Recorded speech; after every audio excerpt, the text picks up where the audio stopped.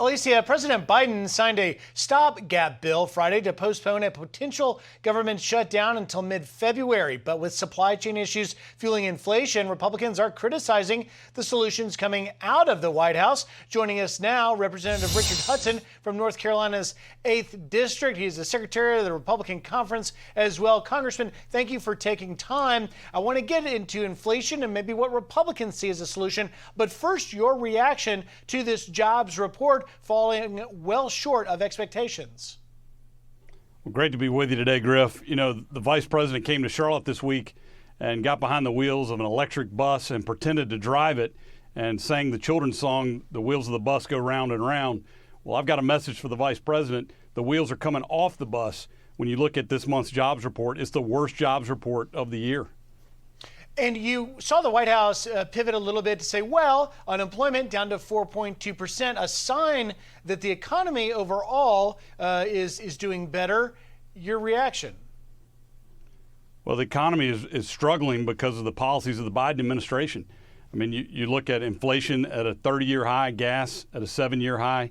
What really troubles me is we're expecting utility costs, heating your home this winter, to be up 54%. People are really hurting. And I'm worried about what's going to happen this winter.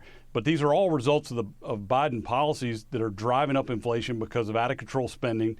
You look at the problems with supply chain, they're all being caused by Biden policies, whether it's keeping people out of the workforce, whether it's going soft on China so that they have a green light to take advantage of us, the inflation coming from the Green New Deal policies that they're passing.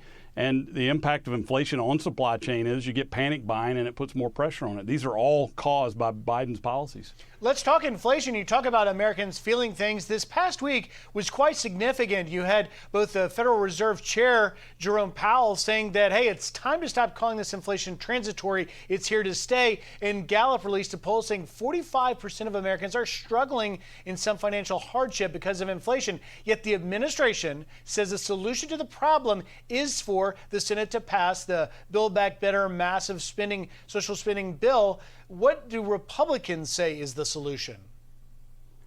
Look, the House is on fire, and the Biden Fire Department shows up with a tanker full of gasoline to spray on your fire.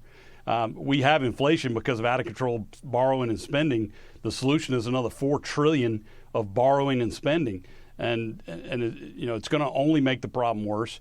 But you look at this Build Back Broke bill.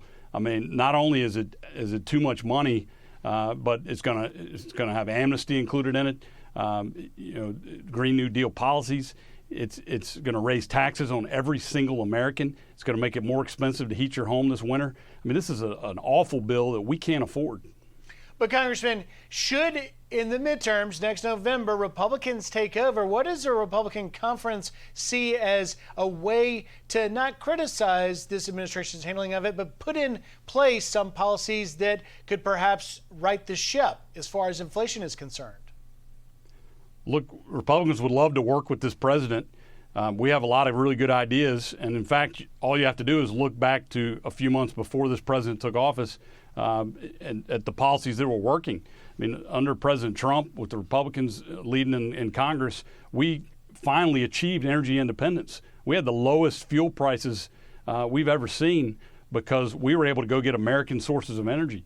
You look at an economy that was cooking because of sound tax policy. The tax policy of this administration is give the rich a break and raise everybody else's taxes.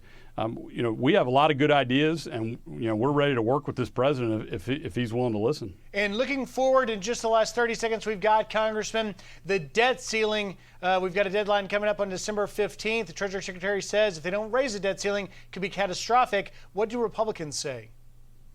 Well, I'm confused, Griff. I don't know why we have to raise it because the president said this bill doesn't cost any money. So, I don't know why there's a problem. But if this out of control spending that the Democrats are forcing on the American people means we've got to raise the debt ceiling, then let them do it themselves.